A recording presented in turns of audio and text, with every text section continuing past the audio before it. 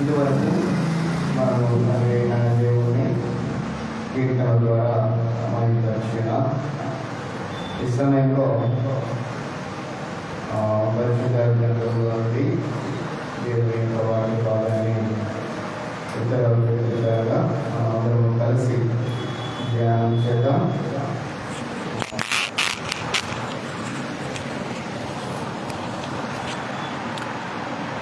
ఈ సమయంలో దేవుని యొక్క వాక్య భాగంలోనికి మనం ముందుకు నడుద్దాం. అందరం లేచి నిలబడి ఈ వాక్య పఠనాన్ని అందరం కలిసి ధ్యానం చేద్దాం. కీర్తనలు 40వ కీర్తనల భాగము మొదటి నుండి చివరి వరకు మనము ధ్యానం చేద్దాం. యెహోవా కొరకు నేను సహనముతో కనిపెట్టుకొంటిని, ఆయన నాకు చెవియొగ్గి నా మొర్ర ఆలకించెను.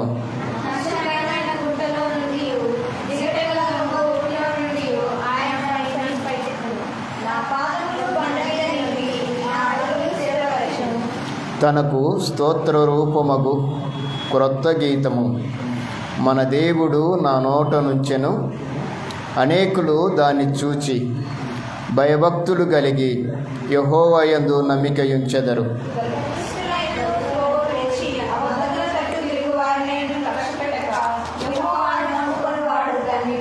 యెహోవా నా దేవా, నీవు మా ఎడల జరిగించిన ఆశ్చర్య క్రియలను, మా ఎడల నీకున్న తలంపులను బహు విస్తారములు. వాటిని వివరించి చెప్పేదననుకుంటున్నా, అవి లెక్కకు మించి ఉన్నవి. నీకు సాటి అయిన వాడొకడును లేడు.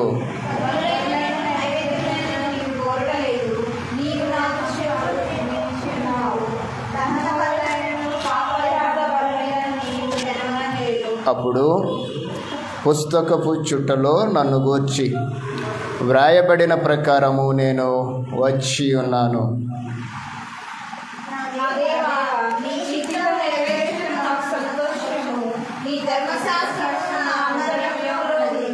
నా పెదవులు మూసుకొనక మహాసమాజములో నీ నీతి స్వార్థను నేను ప్రకటించి ఉన్నానని నేనంటిని. యెహోవా, అది నీకు తెలిసేయున్నది.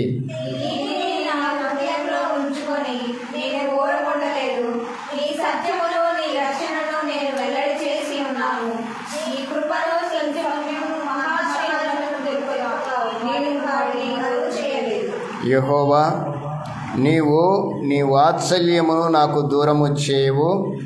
నీ కృపా సత్యములు ఎన్నడును నన్ను కాపాడునుగాక.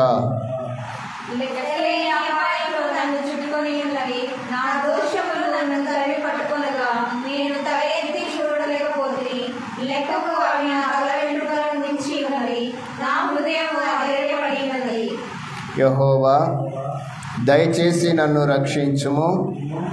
యెహోవా, నా సహాయమునకు త్వరగా రమ్ము.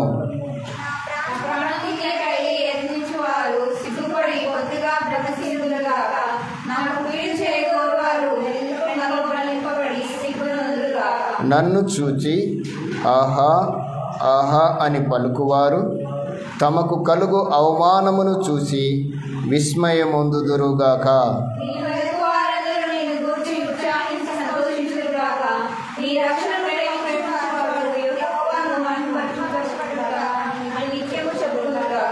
నేను శ్రమల పాలై దీనుడనైతిని. ప్రభువు నన్ను తలంచుకొనుచున్నాడు. నాకు సహాయము నీవే, నా రక్షణకర్తవు నీవే. నా దేవా, ఆలస్యము చేయకము. దేవుడి మాటలు మన వినికిలో దీవించును గాక. ఆమేన్. అందరం కూర్చుందాం. తల్లు వచ్చి చిన్న ప్రార్థనతో ఈ దిన వాక్య పరిచర్యలోకి మనం ముందుకు నడుద్దాం. ప్రార్థన. పరిశుద్ధుడైన మా తండ్రి, పరలోకమందున్న మా దేవా, మీకు స్తోత్రాలు. మీ ప్రియకుమారుడైన యేసుక్రీస్తు నామములో మీ సన్నిధిలో ఈ ఉదయకాల ఆరాధన క్రమం కొరకై మమ్మలను మీరు సిద్ధపరిచి నడిపించి ఈ దిన క్రమములో ప్రభువా ఇంతవరకు ప్రార్థనలోను, కీర్తనలో, పాడుటలోను, వాక్య పట్టణములో మీరు మాతో ఉన్నారయ్యా, మీకు స్తోత్రాలు తండ్రి. ఈ సమయమందు మీ మాటలు మేము వినాలి, మాతో మాట్లాడండి. మాకు కావలసిన అవసరమైన ఆత్మీయమైన ఆహారాన్ని మీరు మాకు దయచేయండి. మీరే మాట్లాడండి ప్రభువా. మీరు మాట్లాడుతూ ఉండగా వినగలిగిన చెవులను, గ్రహింపు కలిగిన మనస్సు మాకందరికీ దయచేయండి నాయన. వినిన మాటలు మా హృదయంలో భద్రపరుచుకొని వాక్యానుసారమైన క్రమంలో, వాక్యానుసారమైన విధానములో నా తండ్రి మేము నాయన నడుచుకొనున్నట్లుగా మమ్ములను మీరు ఆయత్తపరచండి, దయ చూపించండి నాయన. వినగలిగిన చెవులను, గ్రహింపు కలిగిన మనస్సు మాకందరికీ దయచేయండి. వచ్చిన నిబిడలను మీరు జ్ఞాపకం చేసుకొనండి. వచ్చుచున్న వారికి క్షేమాన్ని దయచేసి నాయన ఈ దిన ఆత్మీయత కొరకై మమ్మల్ని అందరినీ సిద్ధపరచి మీరే మహిమ, ఘనత, ప్రభావములు పొందుకోమని ఈ ప్రార్థన నీ సన్నిధికి చేర్చుకొని సహాయము చేయమని యేసుక్రీస్తు నామములో ప్రార్థిస్తున్నాము తండ్రి, ఆమేన్. ముందుగా మన పరమ తండ్రి అయిన దేవాతి దేవునికి నా యొక్క స్తుతులు, స్తోత్రాలు చెల్లిస్తూ ఉన్నాను. అదే రీతిగా ఈ సమయంలో ఈ దిన ఆరాధన క్రమంకు కూడి వచ్చిన మీ అందరికీ ఈ లైవ్ కార్యక్రమంలో మనతో కలిసి చూస్తూ ఉన్న దేవుని ప్రియులైన వారందరికీ ఈ యొక్క ఉదయకాల శుభములు, వందనములు తెలియజేస్తూ ఉన్నాను. అందరికీ వందనములు. కొద్ది నిమిషాలు పరిశుద్ధ గ్రంథంలో నుండి కొన్ని ప్రాముఖ్యమైన విషయాల్ని మనము జ్ఞాపకం చేసుకుందాం. కొన్ని ప్రాముఖ్యమైన విషయాలని జ్ఞాపకం చేసుకుందాం. ఇది నా ఆత్మీయ పాఠంలో మనము నేర్చుకోబోయే అంశము అపోస్తుడైన పౌలు గారు తిమోతితో సంభాషించిన సంభాషణ లేక తిమోతికి రాసిన పత్రికలోని ఒక ప్రాముఖ్యమైన భాగాన్ని మనము ఆలోచన చేసి ముందుకు నడుద్దాం. పరిశుద్ధ గ్రంథంలోని తిమోతికి రాసిన 2వ పత్రిక 3వ అధ్యాయము 3వ అధ్యాయం 1 నుండి 5 వచనాల్ని మనము చదువుదాం. తిమోతికి రాసిన 2వ పత్రిక అపోస్తుడైన పౌలు 3వ అధ్యాయం 1 నుండి 5 వచనాల వరకు చదువుదాం. అంత్య దినములలో అపాయకరమైన కాలములు వచ్చునని తెలుసుకొనుము. ఎలయనగా మనుష్యులు స్వార్థప్రియులు, ధనాపేక్షులు, బింకములాడువారు, అహంకారులు, దూషకులు, తల్లిదండ్రులకు అవిధేయులు, కృతజ్ఞత లేనివారు, అపవిత్రులు, అనురాగహితులు, అతిద్వేషులు, అపవాదకులు, అజితేంద్రియులు, క్రూరులు, సజ్జన ద్వేషులు, ద్రోహులు, మూర్ఖులు, గర్వాంధులు, దేవుని కంటే సుఖానుభవము ఎక్కువగా ప్రేమించువారు, పైకి భక్తి గల వారి వలె ఉండి దాని శక్తిని ఆశ్రయించని వారై ఉందురు. ఇట్టి వారికి విముఖుడవై ఉండుము. రైట్. ఎన్ని రకాల మనుషులు ఉన్నారంట? అంత్య దినములలో అపాయకరమైన కాలములు వచ్చును. అపాయకరమైన కాలములు వచ్చును. మీరు శ్రద్ధగా ఈ మాటలు ఆలకించండి. చివరి దినాల్లో మనమున్నాం. అంటే అంచె దినాల్లో ఉన్నాం. అంచె దినాల్లో దేవుని పిల్లలుగా ఉన్న మనము జరుగుతున్న పరిస్థితులను ఒకంత ఆలోచింప చేయగలగటానికి పౌలు గారు తిమోతికి రాసిన పత్రిక మనల్ని ఒకంత ఆలోచింపజేస్తుంది. ఏమి ఆలోచింపజేస్తుంది? వాస్తవికంగా ఆ పత్రికను మనం చదువుతూ ఉంటే పౌలు తిమోతి గారిని సిద్ధపరుస్తున్నాడు. సంఘము కొరకు, దేవుని రాజ్య వ్యాప్తి కొరకు, పరలోక రాజ్య విస్తరణ కొరకు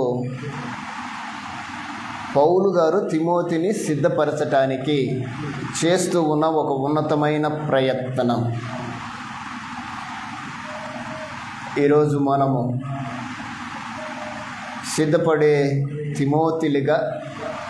సిద్ధపడిన తిమోతిలుగా ఆలోచించవలసిన అవసరత. ఈ రెండు విషయాల్ని మనం జ్ఞాపకం చేసుకుందాం. ఏ విధంగా పౌలు గారు తిమోతిని సిద్ధపరుస్తున్నాడు? ప్రస్తుత పరిస్థితులను, నాటి స్థితిగతులను పౌలు గారు చూస్తూ ఈ పత్రికను రాశాడు. సర్వసాధారణంగా మనము ఉత్తరాలు రాసే ఆలోచన ఉంటే ప్రస్తుత పరిస్థితులను ఒకంత ఆ ఉత్తరంలో మనము చేరుస్తాం. మీరు ఎప్పుడైనా ఉత్తరాలు రాసే అలవాటుగిన ఉంటే ఎలాంటి పరిస్థితులను మనం అక్కడ చేరుస్తామంటే, ఇక్కడ నేను క్షేమంగానే ఉన్నాను, ఏమైనా గలవలు కానీ ఇప్పుడు జరుగుతున్న పండగలు వీటన్నింటిని గురించి వాళ్ళకు తెలియజేయడానికి, ప్రస్తుతం ఇక్కడంతా బాగానే ఉందండి, ఇక్కడంతా పండగ వాతావరణం ఉంది, అక్కడ ఎలా ఉందో అంటూ ప్రస్తుత కాలానికి సంబంధించిన సంగతులను మనము రాసే ఉత్తరంలో మనము తెలియజేసే వారికి వాటిని తెలియజేస్తాం. ఇది సహజ సిద్ధంగా మనము ఉత్తరము రాసే ఒక ఆనవాయితీ. అవునా కాదా? రైట్. అలాంటి సహజ సిద్ధమైన పరిస్థితిని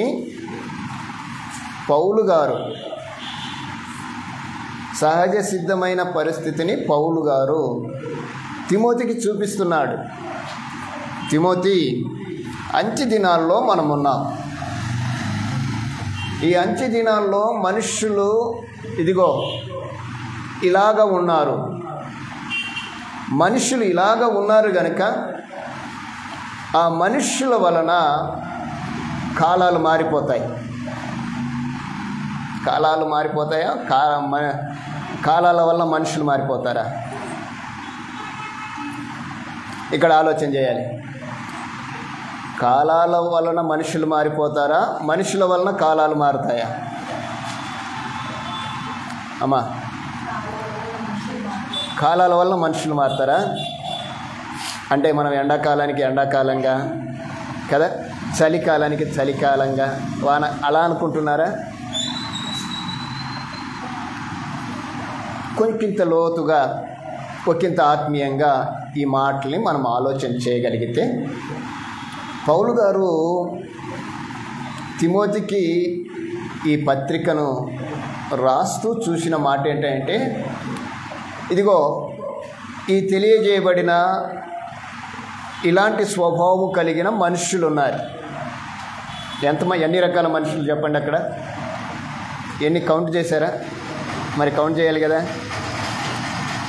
ఎన్ని రకాలు ఉన్నారు? మీరు కరెక్ట్గా చెప్పాలి.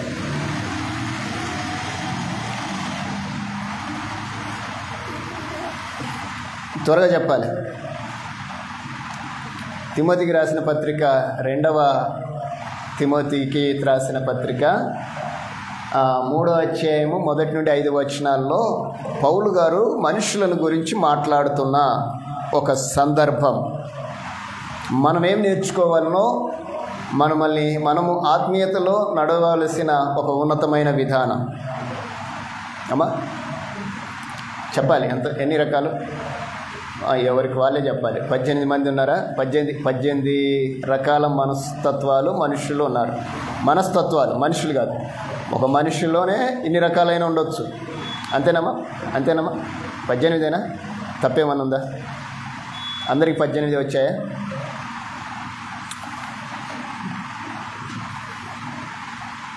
వచ్చాయా? రైట్. నేను మీరు చెప్పిందే కరెక్ట్ అనేస్తాను. 18 రకాల మనస్తత్వాలు కలిగిన వారు ఉన్నారు.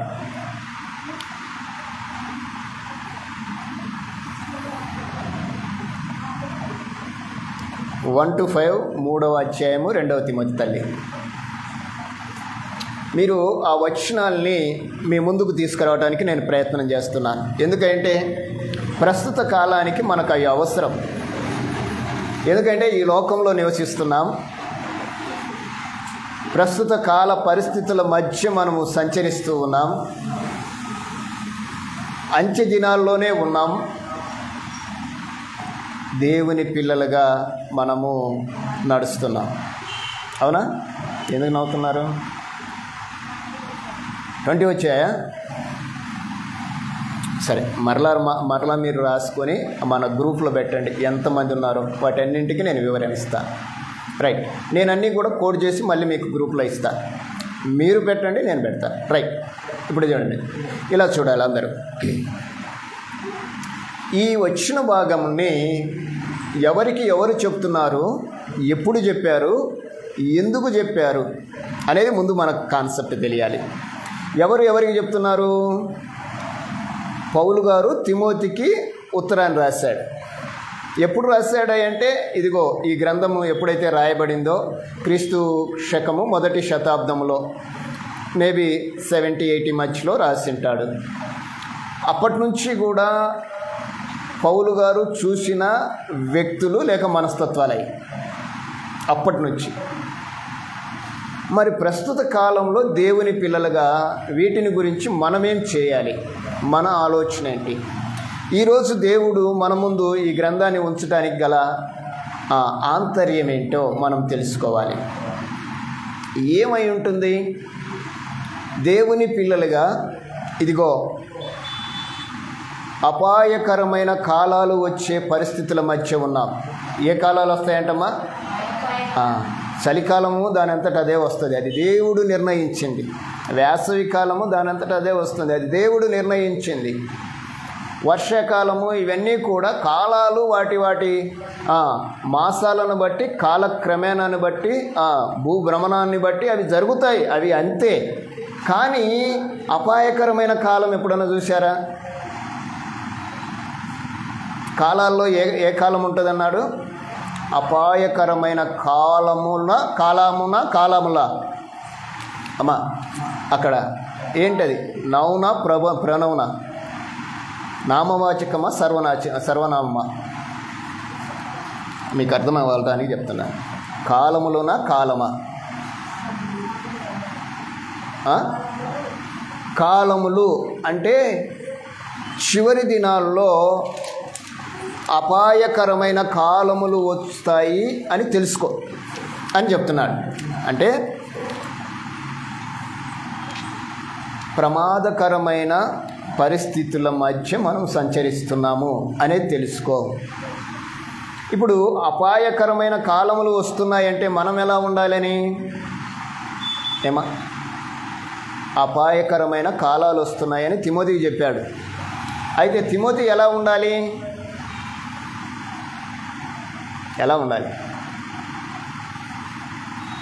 అపాయానికి ఆపోజిట్ ఏంటి? ఇప్పుడు అపాయం వస్తుంది అంటే మనం ఎలా ఉండాలి అంటే ఉపాయంగా బ్రతకాలి. కాన్సెప్ట్ అది. ఈరోజు మనకు కూడా దేవుడు అదే చెప్తున్నాడు. మీరు అపాయకరమైన కాలాల్లో ఉన్నారు, ఉపాయముతో బతికితే అంటారు కదా, ఊర్లో బ్రతకొచ్చు, లేకపోతే ఊరిని వదిలిపెట్ట. అప్పుడప్పుడు అంటుంటారు కదా, ఉపాయం లేనివాడు ఊర్లో ఉండి వేస్ట్ అని. ఉపాయం లేనివాడు కదా. ఉపాయం ఉంటే ఊపిరి ఉంటే అంటారు కదా, ఉపాయం ఉంటే. ఇలాంటి విషయాలు కాదు, కానీ నేను కొన్ని విషయాలు మీతో నేను చెప్తున్నాను, జాగ్రత్తగా ఆలకించండి. అపాయకరమైన కాలాలు వస్తాయి, జాగ్రత్త. దేనికి జాగ్రత్త? మన భక్తి పాడైపోయింది. ఏది? ఉపాయము లేకపోతే కదా. ఉపాయము లేకపోతే భక్తి పాడైపోయింది. ఉపాయము లేకపోతే అపాయంలో పడతామంతే. అపాయంలో పట్టమంటే ఏమవుతామంటే మనము పతనమైపోతామని అర్థం, పాడైపోతామని అర్థం, పనికి రాకుండా పోతాము, దేవుని లెక్కలో నుండి మనము కొట్టివేయబడతాం. అంతకంటే ఇంకా అనేక పదాలు చెప్పుకోవచ్చు, కానీ అన్నీ చెప్పుకోవలసినవి ఏం కాదు. అయితే ప్రస్తుత కాలాలు మనము చెప్పుకుంటుండగానే అయ్యా మేము చివరి దినాల్లో ఉన్నాం, ప్రభువు రాకడ చాలా సమీపముగా ఉందని చెప్పుకునే నేటి క్రైస్తవులుగా మనము ఏ ఉపాయముతో మనం ముందుకు నడవటానికి ఎదురెడాలనో ఆ ఉపాయాన్ని మనం ఉపయోగించాలంటే అపాయాన్ని ముందుగా గుర్తించాలి. అవునంటారు కాదంటున్నా? అపాయం ఎలా వస్తాయంటే మనుషుల వల్లనే వస్తాయి, కాలాల వల్ల రాదు. అపాయాలు ఎలా వస్తాయి చెప్పండి? మనుషుల వల్లనే వస్తాయా? చెప్పండి, మీరు అలానే చెప్పాలి. మనుషులు. ఇప్పుడు కాలుష్యం పెరిగిపోయింది దేవుని వలన మనుషుల వలన? ప్రమాదాలు పెరిగిపోయాయి అవి దేవుని వలన మనుషుల వలన? విపత్తులు కాలాలు మారిపోతున్నాయి, అది దేవుని వలన మనుషుల వలన? ఇప్పుడు మనుషుల వలన ఎన్ని ప్రమాదకరమైన విపత్తులు జరుగుతూ ఉంటే మనిషి వలననే అని తెలిసినప్పుడు మనిషి ఏం చేయాలి? వాటిని మనిషి వలననే ప్రమాదము జరుగుతున్నప్పుడు మనుష్యులు ఏం చేయాలి? వాటిని ఆ ప్రమాదాల నుండి కొంత నియంత్రణ తీసుకోవాలి. అవునంటారు కదా? ఇప్పుడు అలా ఉన్నారంటారు మనుషులు, అలా ఉన్నారమ్మా. అయ్యో నా వలన ఎవరికి హాని కలగకూడదు, నా వలన ఎవరికి చెడు కలగకూడదు, నా వలన ఎవరు పాడైపోకూడదు అని అనుకునే మనుషులు ఉన్నారా? ఉన్నారా? ఉంటే ఎందుకు చెప్తాడైనా? అందుకే ఈరోజు మనతో దేవుని మాటలు తెలియజేస్తున్న సారాంశం ఏంటంటే తిమోతితో మాట్లాడినట్లుగా మనతో దేవుడు ఈరోజు మాట్లాడుతున్నాడు. ప్రియులారా, చివరి దినాల్లో ఉన్నాము, అపాయకరమైన కాలములు వస్తాయని తెలుసుకోండి. అది మన మీదకే వస్తుంది. అపాయం ఎవరి మీదకి వస్తుంది? అజాగ్రత్తగా ఉన్నవారి మీదకే వస్తుంది. గత కాలంలో నేను ఒక చిన్న ఇన్సిడెంట్ చెప్పాను. జంగంగుంట్ల దగ్గర ఒక యాక్సిడెంట్ అనమాట. ఎవరో గేదెను కొట్టిపోయారు ఒక లారీ. ఆ లారీ అంత దూరం నిలబడింది. అప్పటికి మేబీ చీకటి 6:37. ఒక కారు ఆ గేదెను గుద్దుకొని అలా పొలంలోకి వెళ్ళిపోయింది. అందులో ఉన్న వాళ్ళందరికీ చిన్న చిన్న గాయాలయ్యి మేము అక్కడి నుంచి వస్తున్నాము. ఆగి వాళ్ళకి కొంచెం మంచినీళ్ళు అవి ఇచ్చి వాళ్ళు ఎక్కడ ఖమ్మం విజయవాడ నుంచి వచ్చారు, ఖమ్మంలో ఫంక్షన్కి వచ్చారు. తిరిగి వెళ్తున్నప్పుడు ఇది జరిగింది. వారిని అందరినీ దింపి అమ్మ కొంచెం దూరంగా వెళ్ళండి, ఆ గేదె ఉన్నంతసేపు ప్రమాదాలు జరుగుతాయని చెప్పి వారిని అలా తీసుకెళ్తున్నాము. ఈలోపు ఇంకొక కారు అదే గేదెను కొట్టేసి అటుపక్క వస్తున్న ఇద్దరు బైక్ మీద ఉన్న వారిని కొట్టేసింది. బైక్ మీద ఉన్న ఇద్దరు అక్కడనే చనిపోయారు. అలా ముద్దయి చనిపోయారు. స్పాట్లో మేము ఉన్నాం. అది చూసరికి మాకు భయం అనిపించింది. ఎందుకంటే అప్పటి వరకు ఆ పక్క ఉన్నాం మేమిద్దరం, మేము మా అల్లుడు. భయం అనిపించింది. మరలా వెళ్ళి అందులో ఉన్న వాళ్ళందరినీ బయటికి తీసి వెంటనే 108కి 110కి ఫోన్ చేసి మేము చెప్పటము. అంటే ప్రమాదము మన కళ్ళ ముందు కనపడుతుంది అన్నప్పుడు మనం ఎలా ఉండాలి? ఆ ప్రమాదాన్ని నుంచి మనము తప్పించుకోగలగాలి. చేతనైతే మరొకరిని పక్కకు తీసుకెళ్ళగలగాలి. ఇంకా మేము అక్కడ దాదాపుగా కొంతమందిని ఆఫ్ చేసి అయ్యా ఇంకా మనం ఇక్కడ ఉండటం కరెక్ట్ కాదు, మనం వెళ్దాం అని చెప్పేసి మేము వచ్చాము. మా ముందే 108 వచ్చింది, హైవే వాళ్ళు వచ్చారు, అది జరిగిపోయింది. ఇలాంటి ప్రమాదాలని భౌతికంగా మనం చూసినప్పుడు బాధేస్తుంది. తీరా చూసి నేను ఇంటికి వచ్చి పడుకునేలోపు వార్త వచ్చింది. వాళ్ళు ఎవరో కాదు, రంగాపురంలో ఒక అతను, బొల్లుపల్లెలో ఒక అతను, వాళ్ళు మాకు బంధువులే. జరిగిపోయింది. అంటే ప్రమాదము ఎంత త్వరగా మన ముందు ఉంది, ఎంత ఎంత ఎంత క్లియర్గా మన ముందు ఉందో మనకు దేవుడు చూపిస్తున్నాడు. దేని కొరకై అంటే దాని నుంచి నువ్వు తప్పించుకోవాలని. పరిశుద్ధ గ్రంథం కూడా ఈరోజు తన పిల్లలని తప్పించటానికి, ఇది నా ఆత్మీయత ఏంటంటే మనము అపాయంలో పడకుండా తప్పించటానికి దేవుడు ఈరోజు మనతో చెప్తున్నాడు అంటే అంచె దినాల్లో ఉన్నామయ్యా మనము. అందుకని మనం ఉపాయంగా బ్రతకటం నేర్చుకోవాలి. ఏమా, మీరు 5th క్లాసులో అనుకుంటా అపాయము ఉపాయం అనే తెలుగు నోటు ఒక పాఠం ఉంది. మీకు తెలిసిందో లేదో, మీరు చదువుకున్నారో లేదో, కానీ నేను చదువుకున్న టైంలో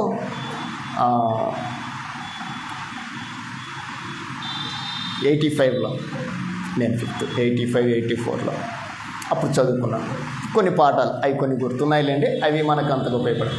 నేను చెప్పబోయే మాటలు ఏంటంటే ఉపాయం కలిగి బ్రతకటం నేర్చుకోవాలి. ఎలాంటి వారి మధ్య ఉన్నాము మనము? ఇదిగో ఒక 20 లేదా 18 లేదా మీరు అన్నట్లుగా మీ లెక్కలో, నా లెక్కలో 18 వచ్చాయిలేండి. ఇలాంటి వారి మధ్య మనం ఉన్నాము. బ్రతకాలి. ఎలా బ్రతకాలి? వారి మధ్య ఉపాయముతో బ్రతకాలి. అదేంటంటే దేవుడు మనల్ని ప్రొటెక్ట్ చేస్తాడు, దేవుడు ప్రొటెక్ట్ చేస్తాడు, కానీ సెల్ఫ్ ఎవరిది? మనదే. నువ్వు ఆయన చేతిలో ఉన్నంతసేపు నిన్నేం చేయడు, నువ్వేం కావు. మనం ఏం చేసామంటే మనకు స్వేచ్ఛ కావాలనుకునేసరికి దేవుడు అన్నాడు, సరేనయ్యా నేను పట్టుకుంటే నీకు కొంచెం ఇబ్బందిగా ఉంది కదా, నువ్వే నన్ను పట్టుకున్నాడు అన్నట్టుగా చెప్పాడినట్లుగా మనం ఆలోచన చేస్తున్నాం.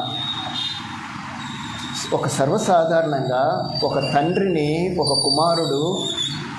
ఒక తండ్రి తన కుమారుని చేయి పట్టుకొని నడిపించినంతసేపు ఎలాంటి ప్రమాదము జరుగుతుందా? ఒకవేళ ప్రమాదం వస్తే తండ్రి ముందుంటాడే తప్ప కుమారుని ముందు ఉంచడు. ఇప్పుడు పరిస్థితులు ఎలా ఉన్నాయంటే డాడీ నువ్వు కాదు నేను పట్టుకొని నడుస్తాను అని నడవటం మొదలుపెట్టేశారు. ఈరోజు క్రైస్తవం కూడా అలానే ఉంది. తండ్రి నువ్వు నన్ను నడిపించంటంలే, అయ్యా నేను నీతో నడుస్తాను అంటున్నాను. ఆయనను నడిపించే క్రమంలో ఏమైపోయాడంటే అవసరం వచ్చినప్పుడు వెళ్ళిపోవచ్చు. ఎవరు? కొడుకు. అంటే ఈయన పట్టుకున్నాడు కనుక ఆయన పట్టుకుంటే, నిన్ను పట్టుకుంటే ఆయన అంటాడు నేను విడవను ఎడబాయను అంటాం. ఒకవేళ మనం పట్టుకుంటే మనకి ఇష్టం వచ్చినప్పుడు వెళ్ళొచ్చు, మళ్ళీ ఇష్టం వచ్చినట్టు రావచ్చు. అంటే అది మన స్వేచ్ఛ అనుకుంటున్నాం. అది నిజమైన క్రైస్తవ్యం కాదు, అది నిజమైన దైవిక విధానము కూడా కాదు. ఎప్పటికైనా సరే మనము ఆయన చేతిలో ఉండటమే మనకు క్షేమం. ఒకవేళ ఆయన చేతిలో లేకపోతే అదే క్షేమం. ఈ 2 విషయాలు మనం గమనించాలి. అయితే ఈ మనుషులను గురించి కొన్ని విషయాలు మీకు నేను చెప్తాను. అందరి గురించి చెప్పను, 2 గురించే మీతో మాట్లాడతాను. మొదటి మనుషులు ఎలాంటి వారంట? నెంబర్ 1 ఎవరు? స్వార్థపరులుగా తల్లి. స్వార్థ ప్రియులు అంటే అర్థం చెప్పండి. మీరు స్వార్థ ప్రియులు అంటే అర్థం చెప్పండి.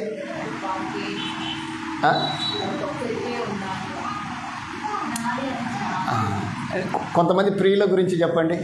భోజన ప్రియులు ఉంటారు కదా,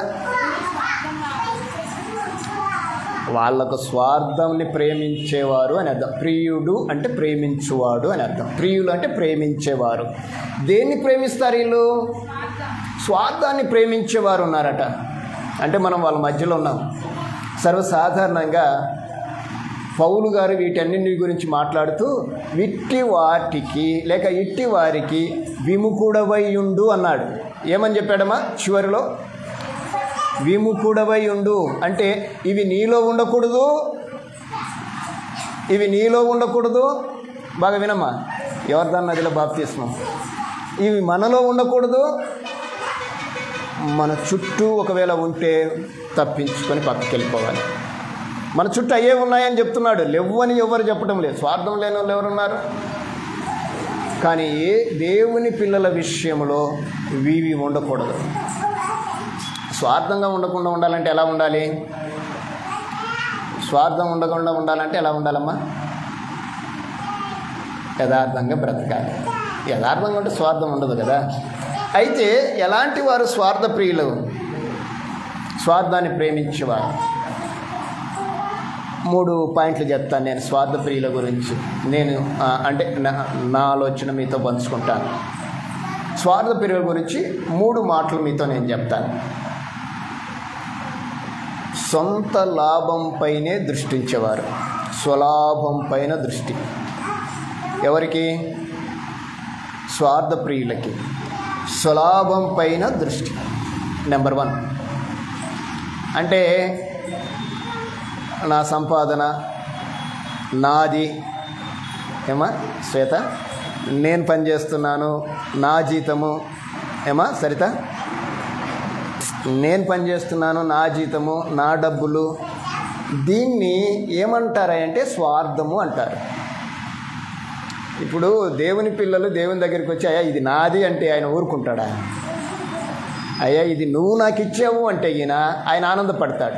సర్వసాధారణంగా మనం ఆ మాట అనం దేవుని దగ్గర కూడా కదా. దేవుని దగ్గరనే అనకపోతే మనం తల్లిదండ్రుల దగ్గర అంటామా? మనం హరిత నువ్వు కూడా అంటావు, డాడీ నేను కూడా కష్టపడి పనిచేస్తున్నాను, ఇది నా జీతము అంటాం కదా. డాడీ లేకపోతే నువ్వే నుంచి వచ్చాము కదా. మీరిచ్చిన జీవితం తండ్రి అని చెప్పుకునే స్థితి రావాలి. అంటే మన మాటల్లో కూడా స్వార్థం కనిపించకూడదు. అంటే ఒకంత ఏదైనా మనము డెలివరీ చేసేటప్పుడు మాట్లాడేటప్పుడు ఆలోచించి మాట్లాడాలి. ఎందుకంటే మనం మాట్లాడుతున్నాం అనుకుంటాం, కానీ మన చుట్టూ మన దేవుడు ఉన్నాడు. మన దేవుడు ఉన్నాడా లేడా చెప్పండి. మన దేవుడు లేకపోయినా కానీ ఆయన సెక్యూరిటీ ఉందా లేదా? ఎలా చెప్పగలం మనము? యెహోవా యందు భయభక్తులు గలవారి చుట్టూ ఎవరుంటారమ్మా? నిజంగా మనం ఆయన యందు భయభక్తులు కలిగి ఉంటే మన చుట్టూ ఎవరుంటారో తెలిసిన? ఆయన దూతలు మన చుట్టూ ఉంటారు. నన్ను దేవుడు ప్రొటెక్ట్ చేస్తున్నాడు. మనం ఇది గమనించాలా. నేను చేస్తున్నప్పుడు నా చుట్టూ నా దేవుడు ఉన్నాడు, ఆయన దూతలు ఉన్నారు అనేది నమ్మాలి. మీకు ఒక విశ్వాసాన్ని మీ గురించి నేను చెప్తాను. ఇస్లాం మతస్థులు ఉన్నారు కదా, ముస్లింలు ఉన్నారు కదా, వారి యొక్క నమ్మకం ఏంటో తెలిసిన? అల్లా మనల్ని కాపాడుతున్నాడు. ఎలా కాపాడుతున్నాడు తెలిసిన? 2 దూతల్ని మన భుజాల మీద ఉంచాడు. ఎక్కడ ఉంచారంట? 2 దూతలు వాళ్ళ భుజాల మీద ఎప్పుడు ఉంటారంట. అందుకు వాళ్ళు భయపడి ఎప్పుడు తలకు ఆ టోపీ పెట్టుకొని ఈ దాడి వదిలేసి ఉంటారు. ఎందుకంటే దేవుని యందు భయము. అందుకే వాళ్ళు క్రమము తప్పకుండా 5 సార్లు నమాజ్ చేస్తారు. 5 సార్లు నమాజ్. అంటే వాళ్ళ యొక్క భక్తిని వారు ఏ విధంగా ఫోకస్ చేసుకొని వారి జీవితాల్లోకి అన్వయించుకున్నారో, దేవుని పిల్లలుగా ఈరోజు మన భక్తిని మనము ఏ విధంగా ఫోకస్ చేసుకొని అన్వయించుకుంటున్నామో చూద్దాం. ఎందుకంటే వారు అంటారు 2 దూతలు ఇక్కడ ఉంటారంట. ఒకరు మంచి పనులు రాస్తారంట, ఒక ఆయన ఏమో చెడ్డ పనులు కూడా రాస్తుంటారంట. ఇదంతా లిస్ట్ చేస్తుంటారంట. ఎందుకయ్యా వాళ్ళిద్దరంటే వాళ్ళు ప్రొటెక్ట్ చేస్తారు, మనం చేసే మంచిని చెడును రెండింటిని రాస్తుంటారు అనేది వాళ్ళ నమ్మకం. దేవుడు మనకు అలాంటి నమ్మకాన్ని ఇచ్చాడు. సర్వసాధారణంగా ఇవన్నీ కూడా నేను వాళ్ళ గురించి మన గురించి నేను మాట్లాడటానికి ఇష్టపడుతున్నాను. యెహోవా యందు భయభక్తులు గలవారి చుట్టూ ఆయన దూతలు కాపాడి వారిని రక్షించును. అంటే మన చుట్టూ ఎవరున్నారని? ఆయన దూతలు ఉన్నారు. అంటే దూతలు ఏం చేస్తుంటారు? మనం ఏం చేస్తుంటామో, మన ఆలోచన ఏంటో, మన మాట ఏంటో వారు రికార్డ్ చేస్తారు. అవునా కాదా? రికార్డ్ చేస్తారు. ఇక్కడ స్వార్థ ప్రియులు అనే విషయానికి వస్తే స్వలాభంపైనే దృష్టి. అంటే ఇంకొక మరొక దాని మీద వాళ్ళ దృష్టి ఉండదు. రెండవది ఇతరులను విస్మరించటం. ఇతరులను విస్మరించటం అంటే చెప్పండి. విస్మరించటం అంటే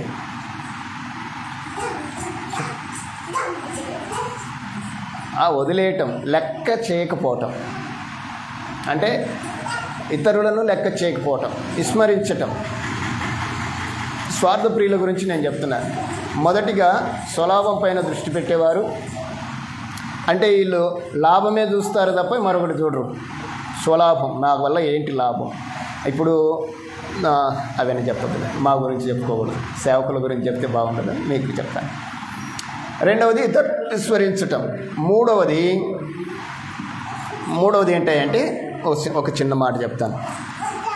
ఆత్మ కేంద్రీకృత స్వభావం అంటారు దీన్ని. మూడవది ఆత్మ కేంద్రీకృత స్వభావం. అంటే తమ అవసరాలు కోరికలకు ప్రాధాన్యత ఇవ్వటం.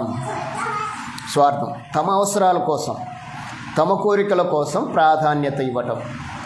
వీళ్ళు స్వార్థం. అంటే ఇతరులను విస్మరించటము స్వార్థప్రియులది లక్షణమే. సొంత లాభం పైన దృష్టి ఉంచటము స్వార్థపరుల లెక్కలోనే ఉంటుంది. అలాగనే తమ అవసరాలలో కోరికలకు ప్రాధాన్యత ఇవ్వటం, అంటే ఏదైతే తాము అనుకుంటామో అది చేసుకోవాలనుకోవటం, వారిని కూడా స్వార్థప్రియులుగా ఆలోచన చేస్తారు. ఇప్పుడు ఆలోచన చేయండి, ఇలాంటి స్వభావం మనలో ఏమన్నా ఉంటే దేవుడు అంటున్నాడు, ఇట్టి వాటికి విముఖుడవై ఉండుము. ప్రతి మాటకి మనము లాస్ట్ ది ఆన్సర్. స్వార్థప్రియులు ఉన్నారు, నీ వల్ల ఏం వస్తుందో తెలిసిన, స్వార్థప్రియుల వల్ల ఏమొస్తుంది అన్నాడు, అపాయం వస్తుంది. అంతే కదా, వీళ్ళందరి వల్లనే కదా ఆయన అన్నది. తిమోతి, అంత్యదినాల్లో ఉన్నాము, అపాయకరమైన కాలములు వచ్చునని తెలుసుకొనుము. ఎందుకంటే మనుష్యులు స్వార్థప్రియులు. స్వార్థప్రియుల వల్ల ఏమొస్తుంది, అపాయం వస్తుంది. అపాయము వస్తుంది కనుక దానివల్ల ఏముంటుంది అంటే, అపాయం వల్ల ఏముంటుంది, ప్రమాదమే కదా, మరణమే ఉంటుంది. కనుక ఆ మరణాన్ని మనము జయించాలి అంటే స్వార్థప్రియులకు మనం విముఖుడమై ఉండాలి. ఒకవేళ మనలో స్వార్థం ఉంటే దాన్ని ఏం చేయాలి చెప్పండి, తీసేయాలి. అంటే స్వార్థం అంటే దేవుడు మనకిచ్చింది నాకు చాలు అనాలి. ఇతరుల అవసరాలని, ఇతరుల యొక్క స్థితిని మనము గుర్తించాలి. ఎందుకంటే ప్రభువు అది చెప్పాడు మనకి. ఏమని చెప్పాడు, నీ దేవుణ్ణి పూజించు, నిన్ను వలె నీ పొరుగు వారిని ప్రేమించు. అంటే ఎవరైతే స్వార్థం లేకుండా ఉంటారో దేవుణ్ణి స్తుతిస్తారు, తన పొరుగు వారిని ప్రేమిస్తారు. అలాగనే తమ అవసరాలు, తమ కోరికలు ఏవైనా ఉంటే అవి దేవునికి చెప్పుకుంటారు. వాటిని తీర్చుకోవటానికి తల్లిదండ్రులు నేర్పారు. అమ్మా మీకు గుర్తుందా, మీకు గుర్తుందో లేదో, ఎవరు ఏం కోరుకుంటే అది తీయాలి. డాడీ అందరికి ఒకటే అన్నాడు అంటారమ్మా పిల్లలు. డాడీ, మమ్మీ మనం బట్టల షాప్కి వెళ్దాము, మీకు నచ్చింది తీయండి అంటామా మనం? చెప్పండి, అంటామా? మా గీత అనేది చిన్నప్పుడు వాళ్ళ డాడీ ఢిల్లీలోకి తీసుకెళ్తే ఎక్కడ బొమ్మలు కనపడితే ఇంకా అక్కడ నిలబడుతుందంట. ఎక్కడ బొమ్మలు కనపడితే ఆమెనే చెప్పింది, ఎక్కడ బొమ్మలు కడితే అక్కడ నిలబడతాయి. ఎందుకు? ఇంకా బొమ్మ కొనిచ్చేదాకా ఆ నుంచి కదలదంట. ఖచ్చితంగా కొనియాల్సిందే కదా. అందుకే మన అవసరాలని మన డాడీకి చెప్పాలి. డాడీ కొనిస్తాడు, కానీ డాడీకి చెప్పాలి. నేను అనుకున్నాను అది కావాలనుకోకూడదు. మనం మన ఆలోచన ఏంటంటే నేను అది అనుకున్నాను అదే కావాలి అనుకుంటా. మన అవసరాలు మన తండ్రికి చెప్పాలి. దేవుని పిల్లలుగా మన అవసరాలు, మన కోరికల్ని మనము తీర్చుకోవటానికి ప్రయత్నం చేయకూడదు. మన అవసరాలని, మన కోరికల్ని తీర్చగలిగిన వాడు దేవుడే. మనమే తీర్చుకుంటామనుకోవటం స్వార్థం. నేను నా దేవునికి నా మాటలు చెప్పాలనుకోవటము యథార్థం. స్వార్థానికి యథార్థకు అంత ప్రాముఖ్యత ఉంది అనేది మనం మర్చిపోకూడదు. అంటే దీనివల్ల ఏం కలుగుతుంది, అపాయం కలుగుతుంది అనుక దానికి విముఖుడవై ఉండాలి. నెంబర్ 1 స్వార్థాన్ని గురించి మీకు అర్థమైంది అనుకుంటా. ఇంకా స్వార్థాన్ని గురించి ఎక్కువ చెప్పను నేను, ఎందుకంటే మీకు తెలుసు కనుక.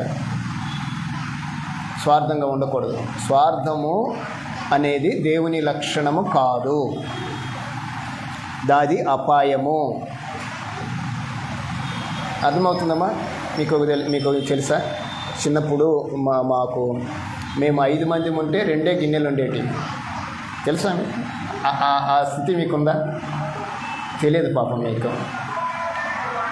ఒక పూటే భోజనం చేసే పరిస్థితులు మావి, తెలుసా? మీకు తెలియదు. ఆ పరిస్థితులు తెలిస్తే ఈరోజు దేవుని పిల్లలుగా ఎలా బ్రతకాలో నేర్చుకుంటాం. ఎందుకంటే మన తల్లిదండ్రులు మనల్ని అలాగ పెంచలే. అంటే ఆ స్థితి లేదు వాళ్ళకి, కానీ మేము ఆ స్థితిని వంచాము. సంవత్సరానికి ఒకసారి బట్టలు తీసుకునేటోళ్ళం. ఇప్పుడు అది లేదు. ఇప్పుడుంది అట్లా అమ్మా? ఊరుకుంటాం మనం. సంవత్సరానికి ఒక డ్రెస్ తీస్తే స్కూల్లో 2 జతలు ఇస్తారు, ఇంట్లో 2 జతలు తీస్తారు. సంవత్సరం అంతా 4 జతలు. అప్పుడు పారగాన్ చెప్పులు ఉండేవి, అవి 1 జత సంవత్సరం అంతా రాయాలి. 2 పెన్నులు కొనుక్కుంటాం, రెనాల్డ్స్ పెన్లు. రెనాల్డ్స్ పెన్ అన్న విన్నారా మీరు? రెనాల్డ్స్ పెన్లు అవి దాదాపుగా బాగానే రాస్తాయి, దాదాపుగా బాగా రాస్తాయి. అంటే రాసేటోళ్ళకు సరిపోవు, మాకు 2 సంవత్సరం అంతా వస్తాయి 2 పెన్నులు, అంటే అంత బాగా రాస్తాం. అలాంటి పరిస్థితులు మీరు ఒక పెన్ను ఒకరోజు రాసేస్తారు నాకు తెలిసి ఇప్పుడున్న పరిస్థితుల్లో. అయితే రెనాల్డ్స్ పెన్నులు కాదులే మీ అన్నీ ఇప్పుడు వచ్చిన పెన్నులు, రకరకాల పెన్నులు. అప్పుడు పెన్నులు వేరు. ఇంకు పెన్నుతో రాశారా మీరు? ఇంకు పెన్నుతోటి, మామూలు ఇంకు పెన్నుతో రాశారా? రాయలేదు కదా, నేను రాశాను. మేము ఇంకు పెన్నుతో. అప్పుడు ఇంకు పెన్నులు ఎవరి దగ్గర ఉంటాయంటే గజెటెడ్ ఆఫీస్ దగ్గరనే ఉంటుంది. ఒకటి బ్లూ ఇంకు, ఒకటి గ్రీన్ ఇంకు. అప్పట్లో వాటి విలువ అలా ఉంటాయి. అంటే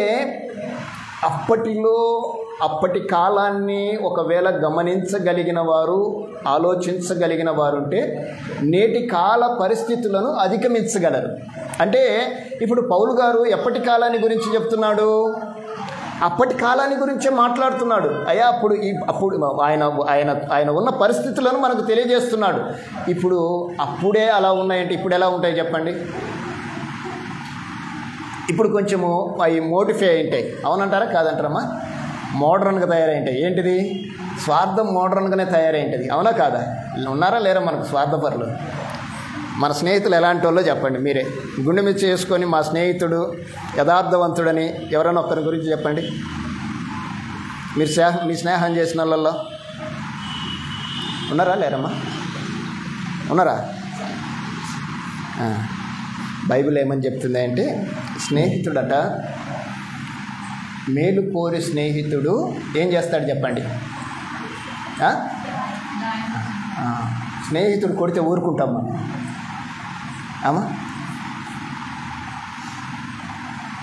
మేలు కోరే స్నేహితుడు గాయం చేస్తాడు, నిజమైన స్నేహితుడు విడవక ప్రేమిస్తాడు. ఈరోజు అలాంటి స్నేహాలు లేవు. ఈరోజు స్నేహాలన్నీ కూడా స్వార్థమే.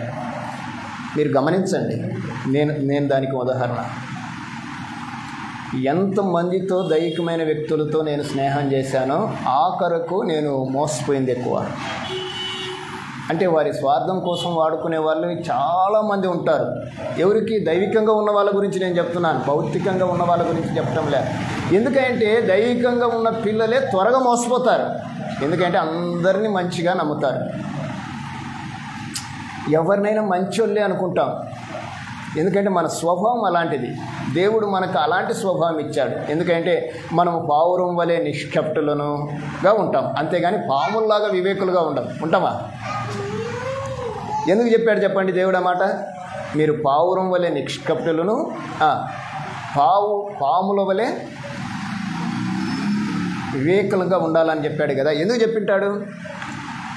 జాగ్రత్తగా బ్రతకపోతే మీరు చస్తారు అని దేవుని పిల్లల గురించి మాట్లాడినమాట. కనుక స్వార్థము మన చుట్టూ ఉంది, మనతోనే ఉంది. ఒకవేళ మనలో ఉంటే దాన్ని తీసేద్దాం, మన చుట్టూ ఉంటే దానికి దూరంగా ఉందాం. 2 మాటలు. మన చుట్టూ ఉంది, మనతో ఉంది, మనలో ఉంది. మనలో ఉంటే దాన్ని తీసేద్దాం, మన చుట్టూ ఉంటే గిన దానికి దూరంగా ఉందాం. లేకపోతే దానివల్ల ఏమొస్తుంది అంటే అపాయమే వస్తుంది, ఆనందము రాదు, దుఃఖమే వస్తుంది, సంతోషము ఉండదు. ఇది మనం గమనించాలి. అర్థమైంది అనుకుంటాను. స్వార్థం అంటే తెలుసు కదమ్మా. ఇంకేమైనా చెప్పాలన్నా? ఇంకేమొద్దు కదా, రైట్. రెండవ వాళ్ళు ఎవరు? ధనాపేక్ష. బైబిల్ ఏం చెప్తుంది ధనాపేక్ష గురించి? బైబిల్ ఏమైనా చెప్తుందా? స్వార్థప్రియుల గురించి బైబిల్ చెప్పకుండా ఏం లేదు. చాలా విషయాలు బైబిల్లో తెలియజేశారు. స్వార్థాన్ని గురించి చాలా తెలియజేశారు. చాలా ఉదాహరణలు బైబిల్లో ఉన్నాయి. వాటన్నిటిని మీకు చూపించాలనే ఆలోచన నాకు లేదు. కొన్ని అవుట్ పాయింట్స్గా మీ ముందు పెట్టడానికి ఇష్టపడ్డాను. ఇప్పుడు ధనాపేక్ష గురించి మాట్లాడదాం. ధనాపేక్ష గురించి బైబిల్ ఏం చెప్పింది? ధనాపేక్ష అంటే ఏంది చెప్పండి ముందు. ధనాపేక్ష అంటే ఏంది? ధనాన్ని ఆపేక్షించటం అంటే కోరుకుంటే పర్వాలేదు తల్లి, కొరుక్కుంటున్నాం మనం పనులు కొరుకుతున్నాం. డబ్బు ఎట్టయినా ఇంటెన్షన్ ఉందా లేదా? మనకి డబ్బు సంపాదించాలి ఉందా లేదమ్మా? లేదా? డబ్బు కావాలి. ఎంత కావాలి? బ్రతకటానికి కావాలి. డబ్బు వద్దని నేను చెప్పను, డబ్బు కావాలి. మన అవసరానికి కావాలని అడగండి, దేవుడు ఖచ్చితంగా ఇస్తాడు. మనము అడిగితే దేవుణ్ణి అవసరానికి మించి అడుగుతాం, కానీ ఆయనకుంటుంది అవసరానికి మించి ఇవ్వాలని. కానీ మనం ఆర్డర్ చేస్తాం ఆయనకి, అందుకే కోపడతాడు. నేను ఇవ్వాలనుకున్నా కానీ లేని ముందుగానే దీన్ని డిస్టర్బ్ చేస్తుంటాను. అందుకే ఒక భక్తుడు అన్నాడు, దేవా అనుదిన ఆహారము నేడు మాకు దయచేయి. ఈ రోజుకు కావలసిన ఆహారమే ఇయ్యి, రేపటి ఆహారం వద్దు మాకు. మనం ఏమంటామంటే ప్రతిరోజు మాకు ఆహారం కావాలంటాం. ప్రతిరోజు ఆహారం ఇవ్వాలని ఆయనకు తెలుసు, కానీ ఈరోజు గురించి నువ్వు మాట్లాడాలి. ఎందుకంటే మనము రేపటి వారమే కాదు, కానీ మనం రేపటి గురించి ఆలోచన చేస్తాం. బైబిల్ చెప్తుంది రేపేమి సంభవించునో మనకు తెలుసా, కానీ మనం రేపటి గురించి ఆలోచన చేస్తాం. కానీ రేపటి గురించి మన గురించి ఆలోచన చేసేది ఎవరు? మనం కలిగి ఉన్న దేవుడు మన గురించి, రేపటి గురించి కాదు, తన మదిలో మన యొక్క ప్రణాళికను డిజైన్ చేశాడు ఆయన. అవునా కాదా? మనము భూమి మీద పుట్టక మునిపే మన దినములన్నీ లిఖితములాయను అని రాయబడింది. చూడండి ఒకసారి కీర్తనల గ్రంథము 139వ కీర్తనల భాగము. మన గురించి ఒక చిన్న మాట చెప్పి నేను ఇక్కడికి వస్తాను. 139వ కీర్తన.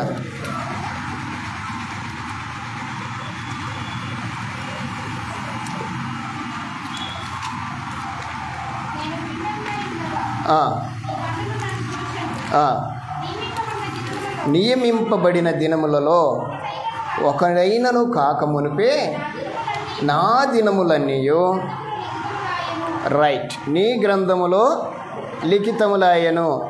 ఎప్పటి నుంచి? నియమింపబడిన దినము కాకమునుపే నా దినములన్నీయు నీ గ్రంథములో లిఖితమే. అంటే ఎట్లా ఆలోచన చేద్దాం దీన్ని చెప్పండి. మనము తల్లి గర్భములో పడక ముందే, అమ్మా మన డేట్ ఆఫ్ బర్త్ ఎప్పుడు? మన డేట్ ఆఫ్ బర్త్ ఎప్పుడమ్మా? అమ్మ కడుపులో నుంచి బయటకు వచ్చినాకనా, అమ్మ కడుపులో ఉన్నప్పుడా? ఏమా ఎప్పుడు మన డేట్ ఆఫ్ బర్త్? సర్వసాధారణంగా మానవులు తమ తల్లి గర్భములో నుండి బయటపడిన ఆ రోజున నేను పుట్టాను అనుకుంటాం కదా. కానీ దేవుని దృష్టిలో నీ డేట్ ఆఫ్ బర్త్ ఎప్పుడంటే నువ్వు ఎప్పుడైతే పిండముగా పడతావో అప్పుడు డేట్ రాశాడు. అంటే నియమింపబడిన దినమైనను ఒకటి కాక మునిపే, అంటే నువ్వు పిండముగా పడక ముందే నీ రోజు ఎప్పుడో ఆయన స్టార్ట్ చేశాడు. స్టార్ట్ చేసిన రోజు ఆయన దగ్గరనే ఉంది, చెప్పండి. ముగించే రోజు కూడా ఆయన దగ్గరనే ఉందా లేదా? మీరు కింద ఫుట్ నోట్లో రాసి చూడండి ఒకసారి, దాని గురించి సవివరంగా రాశాడు. ఒక్కటైనను కాక మునిపే నా అవయవములు దినదినము నిరూపింపబడుచుండగా అవన్నీ నీ గ్రంథంలో లిఖితమే. అమ్మో, ఎప్పుడైనా ఆలోచన చేసామా ఈ వాక్యాన్ని? అని మీరు అడగాలి, ప్రభువా నా కళ్ళు ఎప్పుడు వచ్చినాయి అని అడగండి. ఆయన రికార్డు ఉంది ఆయన దగ్గర. నాకు చేతులు ఎలా వచ్చాయి అని అడగండి, రికార్డు ఉంది ఆయన దగ్గర. నేను ఎప్పుడు బయటకు వచ్చాను, నా బర్త్డే ఎప్పుడని అడగకండి. మనం అడిగేది అదే, నాకు ఇంత ఆయుష్ ఇచ్చావయ్యా అని. మంచిదే, కానీ దేవుని దృష్టిలో ఉన్న ఆలోచన వేరు, మన గురించి మనం అనుకుంటున్న ఆలోచన వేరు. మనం పుట్టింది తెలుసు ఆయనకు, మన మరణం కూడా, మన ముగింపు కూడా ఆయన కాడ ఉంది. ఇప్పుడు అన్నీ ఆయనకు తెలిసినప్పుడు ఇప్పుడు మనం సమస్తం ఆయననే అడిగితే సరిపోలా ఏమ్మా? అవునా కాదా? అందుకే మన ఆలోచనల్ని దైవికంగా మలుచుకోవడానికి ప్రయత్నం చేయగలిగితే మంచిది. రైట్. ధనాపేక్షల గురించి మాట్లాడతాను త్వరగా. ధనాపేక్ష బైబిల్ చెప్తుంది సమస్త విధములైన మేలుకు కారణము. అవునా? అంతేనమ్మా? ధనం ఉండటం వల్ల అన్ని మేళ్ళే జరుగుతాయి, మనకి ఏ కీడు సంభవించదు. అవునా? అదే చెప్తుంది బైబిల్. ఏమని చెప్తుంది? 6వ అధ్యాయం తిమోతికి పత్రిక 6వ అధ్యాయం 10వ వచనం, మొదటి తిమోతి ఏం చెప్తుంది చూడండి. ఎందుకనగా ధనాపేక్ష సమస్త విధములైన కీడులకు మూలము. బాగా వినండి, ధనాపేక్ష ఉంది. ధనాపేక్ష వలన కాలాలు మారిపోతాయి, మనుషులు మారిపోతారు. కనుక వాటిని విసర్జించమని గ్రంథకర్త ఎందుకు మాట్లాడాడంటే ధనాపేక్ష సమస్త విధములైన కీడునకు మూలము. కొందరు దాన్ని ఆశించి, దేన్ని? ధనాన్ని ఆశించి విశ్వాసము నుండి తొలగిపోయి అమ్మో, ఇప్పుడు చెప్పండి, మీకు ధనం కావాలన్నా వద్దా? కావాలన్నా వద్దా? ధనం కావాలి, ధనాపేక్ష వద్దు. ధనం కావాలి మనకు బ్రతకాలంటే. ఇప్పుడు ఏం కావాలి? ధనం మూలం ఇదం జగత్ అన్నారు పెద్దలు. కానీ ధనం కావాలి, ఎంతవరకు కావాలో అంతవరకే కావాలి. కానీ ధనాపేక్ష ఉండకూడదు, ధనాపేక్ష ఉండకూడదు. ఇంకొక మాట కూడా చదువుతాం. హెబ్రీలకు రాసిన పత్రిక 13వ అధ్యాయం 5వ వచనం. హెబ్రీలకు రాసిన పత్రిక 13:5.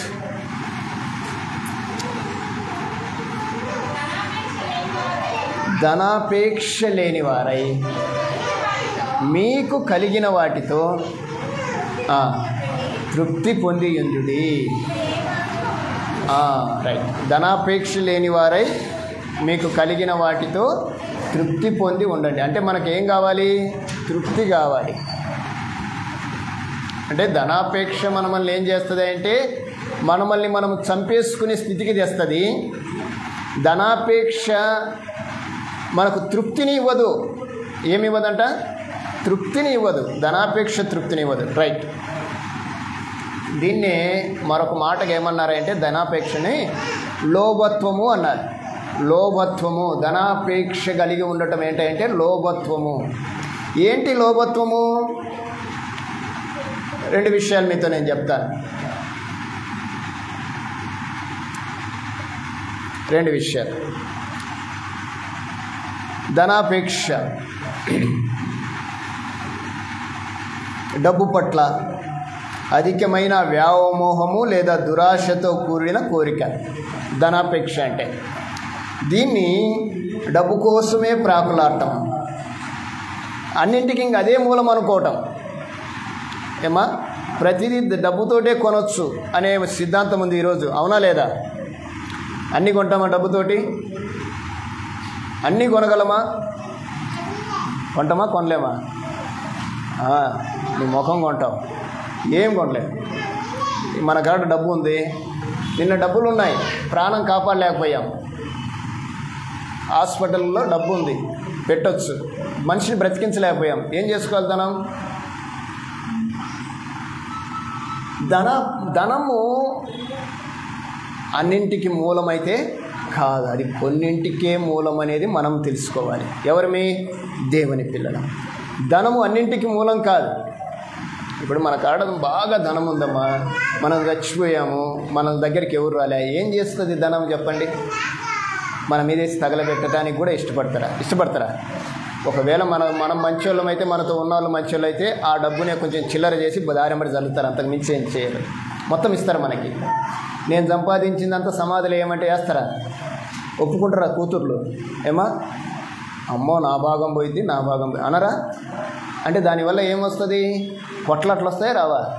ఈరోజు ఆస్తి తగాదాలు లేవా? దేనివల్ల? ధనాపేక్ష వల్లనే. కుటుంబాల్లో కలహాలు లేవా? దేనివల్ల? ధనం వల్లనే. అసలు ధనమే శత్రువుని చేస్తుంది, ధనమే మరణాన్ని తెస్తుంది. అందుకే గ్రంథకర్త మాట్లాడుతూ కొందరు దాన్ని ఆశించి తమను తామే పొడుచుకున్నారు. అప్పుడు మరి ఇప్పుడు ఏం చేస్తున్నారు చెప్పండి? ఆ ధనం కోసము మరొకరిని చంపేస్తున్నారు. అవునా కాదా? మీకు ఎన్ని ఇన్సిడెంట్స్ లేవు చెప్పండి మన చుట్టూ? ఎన్ని వార్తలు లేవు మన చుట్టూ చెప్పండి? రీసెంట్గా మనకు ఒక బాబుది అంగన్వాడీ స్కూల్ది, మీకు తెలుసు కదా. దేనికోసం అంటే ఆస్తి అంటే ఏంటండి? ఈరోజు మన ఆస్తి మనకు శత్రువు.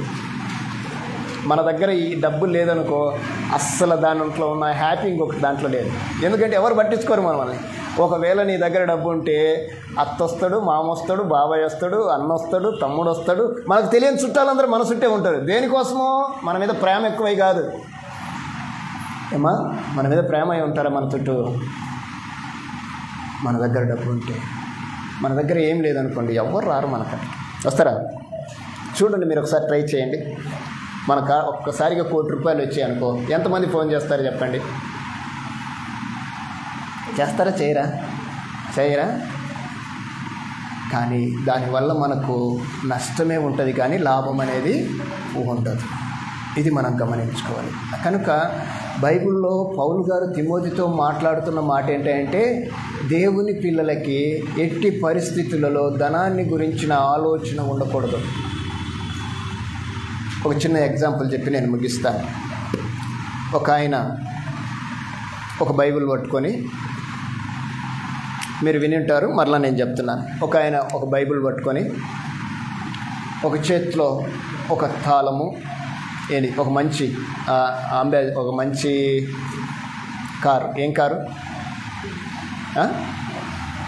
ఒక మంచి బెంజ్ కార్ కీస్, ఒక చేత్తో ఒక ఇంటికి సంబంధించిన పట్టాలు, ఆ చేతిలోనే ఒక సూట్ కేసు నుండి డబ్బులు పట్టుకొని వచ్చి అక్కడ కూర్చున్నాడు. బైబిల్ పట్టుకొని వచ్చాడు ఒక ఆయన. ఆ 3 అక్కడ పెట్టాడు.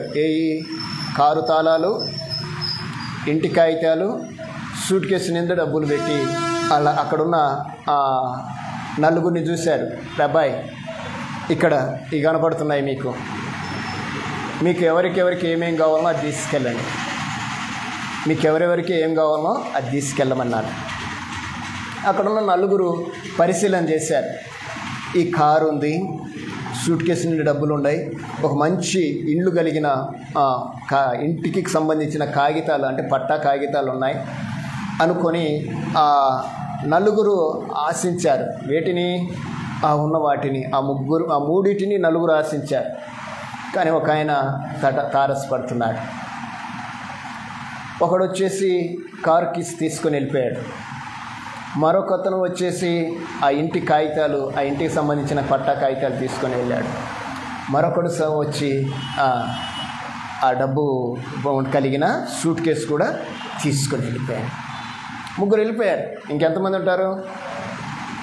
ఉంటారన్నమాట? ఒక్కరేనా? బాగా విన్నారా నేను చెప్పింది? ఇంకెంతమంది ఉంటారు అక్కడ? ఒక ఆయన వచ్చాడు, ఆయన 3 విధాలుగా వచ్చాడు, అవి 3 అక్కడ పెట్టాడు. ఇక్కడ 4 మనుషులు ఉన్నారు, 3 వాటిని తీసుకుని వెళ్ళిపోయారు. ఇంకెంతమంది ఉన్నారని అడిగాను. ఎంతమంది ఉన్నారు చెప్పండి? 2. ఎవరెవరు? తెచ్చిన ఆయన, ఇక్కడ మిగిలిన ఆయన ఉన్నారు. ఈయన అడుగుతున్నాడు, ఏరాబాయ్, వాళ్ళు తొందరపడి తీసుకున్నారు కదా, అవి నువ్వు ఎందుకు తీసుకోలేదంటే ఆయన అన్నాడు, అక్కడ ఉన్నతను, అవి నాకు అవసరం లేదండి, మీరు నాకు కావాలి, మీరు నాతో రండి అని తీసుకెళ్ళారట. వీళ్ళల్లో ఎవరు గొప్పోడో చెప్పండి? సూట్ కేసు తీసుకెళ్ళినోడు గొప్పోడా? ఇల్లు తీసుకెళ్ళినోడు గొప్పోడా? కారు తీసుకెళ్ళినోడు గొప్పోడా? ఎవరు గొప్పోడు? లేక అవి తీసుకొచ్చిన ఆయనని తీసుకెళ్ళినోడు గొప్పోడా? ఆలోచన చేద్దాం మనం ఒకసారి. అవన్నీ తీసుకొచ్చిన ఆయన ఉన్నాడు అక్కడ, అవి తెచ్చిన వాటిని తీసుకెళ్ళిన వారు ఉన్నారు. ఎవరు గొప్పోళ్ళు? ఆయన తీసుకున్న వాళ్ళే. చెప్పండి, ఆయన తీసుకెళ్ళిన వాళ్ళే అక్కడ వచ్చి అన్నాడు, అవన్నీ నాకు వద్దండి, మీరు నాకు కావాలి అని అడిగారు. ఎవరు తెలియకల్లో చెప్పండి ఇప్పుడు? ఆయనను కోరుకున్న వాళ్ళు. మనం నిజంగా తెలియకల్లమైతే వాటన్నింటినీ ఇయ్యగలిగిన దేవుడు మనకున్నాడు. ఇది మనం నమ్మాలి. మనం దేవుణ్ణి కోరుకుందాం, డబ్బును కోరుకోవాల్సిన అవసరం లేదు. అవి ఇయ్యగలిగిన వాడు ఆయనే కదా. మనం మరి దేన్ని చూడకూడదు. మనకు సమస్తాన్ని ఇయ్యగలిగిన వాడు ఆయన అక్కడ ఉంటే అవన్నీ వాటిని మనం చూస్తే వాటి వల్ల మనకు ఏ ప్రయోజనము ఉండదు.